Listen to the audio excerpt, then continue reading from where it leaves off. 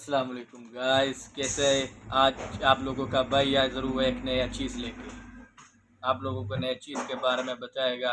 और जो हमारे फार्मेसी एक्सपर्ट चैनल पे नए आए वो हमारे चैनल को सब्सक्राइब करें और साथ में जो बेल आइकन का बटन है उसको भी दबा दो ताकि जो नई वीडियो है वो आप तक सबसे पहले पहुँचे।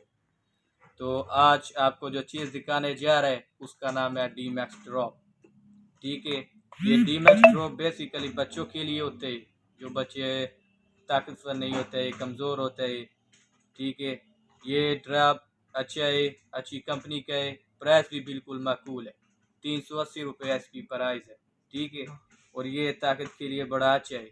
1 से 2 ड्रॉप डेली बच्चों को दिया करें, दूध में डाल के या वैसे दे दिया करें। ठीक है, तो इसका रिजल्ट आपको चंद दिनों में नज़र आएगा। ठीक है, और ये ड्रॉप बहुत अच्छी कंपनी का है, विटामिन D3 का ड्रॉप है। तो ये आप लाजमी लें और इसका चेक करके इसको लेके इसका रिज़ल्ट चेक करके इस हमें कमेंट में बताएं कि तुम लोगों को इससे क्या फ़ायदा हुआ है। ठीक है, ताकि तुम्हारा भाई अगली वीडियो आप तक जल्द पहुँचाए।